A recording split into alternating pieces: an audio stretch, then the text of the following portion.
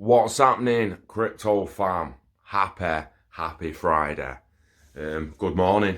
Hope you've had a good week. Hope you're having a good week. Hope you have a good weekend. Hope you have a good last day of the week, if it is your last day of the week. Welcome back to Love for Crypto. I'm Scott. Whether you're watching on Facebook, YouTube, or IGTV, it is a pleasure to have you here. I appreciate it a lot that you're still viewing us. So, CCN. Crypto coin news. CCN, is he not supposed to be a decent, crypto? CCN, he's the Muppet who used to do gaming, innit? Ended up with 100 and odd fucking K followers on gaming and then flipped to crypto. And then instantly looked like one of the biggest crypto channels when the guy's actually a flid. I'd like to meet him one day so I can just say, you're a bit of an idiot, you, mate. Bit of a cock. But yeah, safe. Because use your editor, mate. Use your editor. Because this is just fucked. This is just fucked. So this is the story. Is this group of banks about to snub Ripple? Right, I'll try and flip the video, but my video flipper app's not working, so the hodl's probably going to be backwards, and it's all going to be fucking backwards, but we'll be okay. We'll be okay.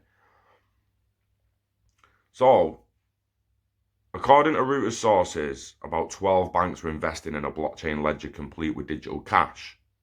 While it is unclear which banks are currently participating in a 50 million project, a spokesman for Barclays told the news organisation that the research and development phase is coming to an end. The research and development phase is ending. The rarely discussed project began in 2015 with little fanfare. It supposedly involves several major banks who aim to use blockchain technology to reduce the cost of settlement and potentially other products. Reuters describes a bank-backed stablecoin with a broader scope than existing stablecoins. It would inherently have whatever trust the several banks maintained associated with it. Among the banks mentioned are UBS, Banco Santander, Bank of New York, Mellon Group, State Street Corp, Credit Suisse Group, Barclays, HSBC Holdings, Deutsche Bank. Reuters was unavailable to get confirmation from any of them as to whether they're still working on the project. Utility settlement coin. Several of these financial institutions have disclosed their own blockchain projects and integrations. Santander is particularly notable for its previous use of Ripple, which opened the door to speculation that Ripple is involved with the project. If that were the case, there'd be no need for secrecy. However, Ripple may see yet another group of potential clients slip away, or it may announce a massive addition of significant banks to its network. Ripple and other bank-oriented crypto projects rely on banks to not merely develop a product themselves.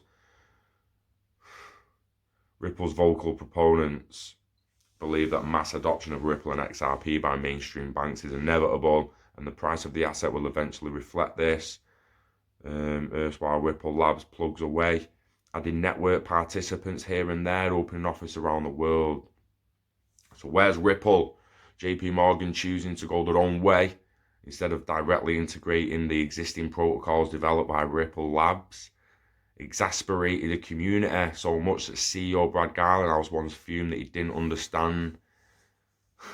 Bank settlement instruments benefit from a network effect the same way that cryptocurrencies like Bitcoin do. SWIFT is one of the primary ways that money's moved in the modern era. No, it isn't. It's not modern SWIFT, lad. It's one of the bright modern era, and it would be far less critical if major banks had ever chosen to adopt it.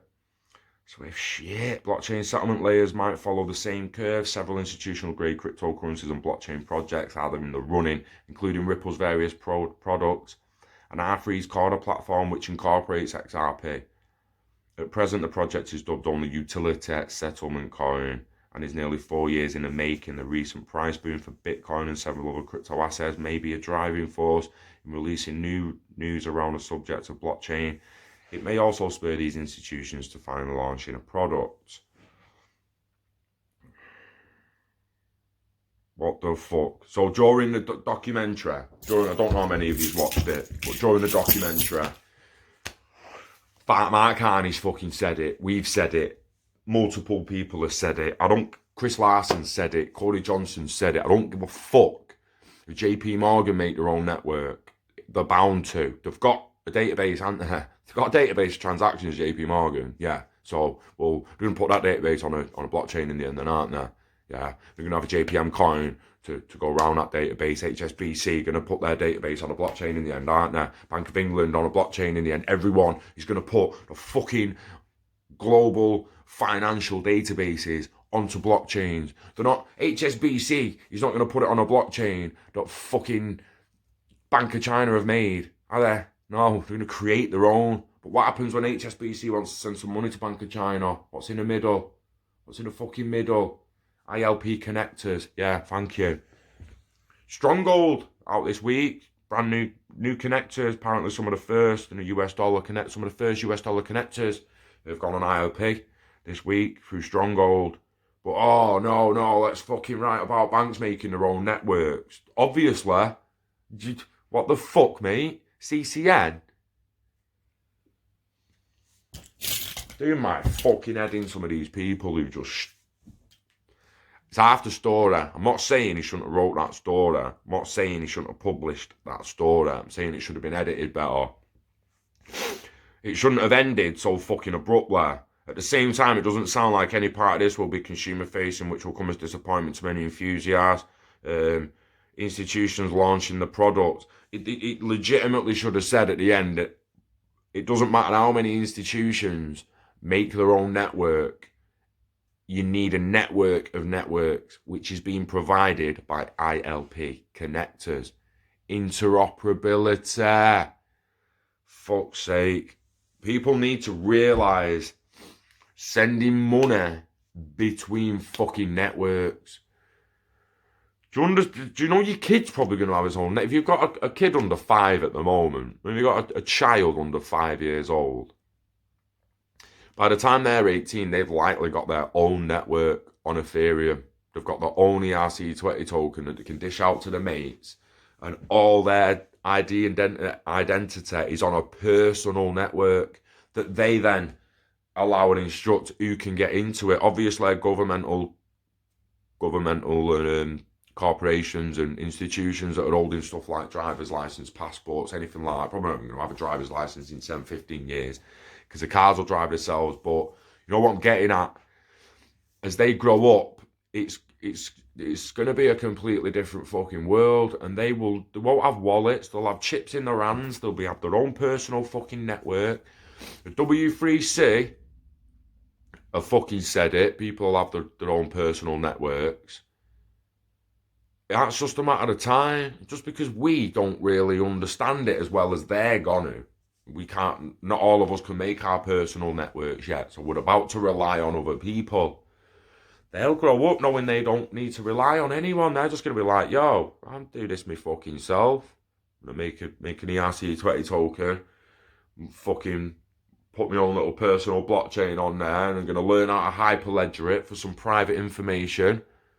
And done. Hyperledger fabric. Done. Again, I'm not talking like I know how to do it and I can just go and do my own now. But I know it can be fucking done. So I know the kids of tomorrow are going to learn how to do it. It's going to be like setting up a fucking Facebook profile for them. Seriously. It's just going to be like going Hyperledger Fabric, bish bash bosh, there's my blockchain, go on the RC Twitter, boom, boom, boom, there's my fucking coin, do a little fucking migration over, you've got public information on your Ethereum blockchain, you've got your private information on your Hyperledger blockchain. That's how the fucking companies are doing it at the moment. Just because you don't understand how to do it, don't mean no one else is going to fucking do it. Kids will grow up with their own personal networks. It's going to be fucking crazy. And people's talking like Ripple Tech won't get used and all that. I think they need to read a few more documents. It's becoming the fucking standard. It's getting regulated. By this time next year, regulation will have set in.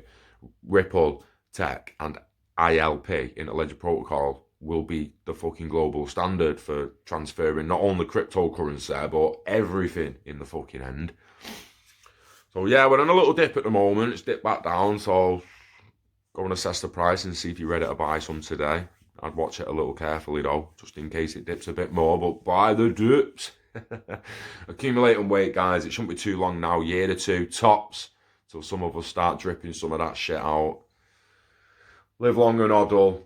Hopefully we all take a little bit out next summer and can go and have a party on a beach somewhere, but we'll see what happens. We love crypto. We love XRP, and we love you. Fuck yeah. Peace out, guys. Take care and have a good weekend.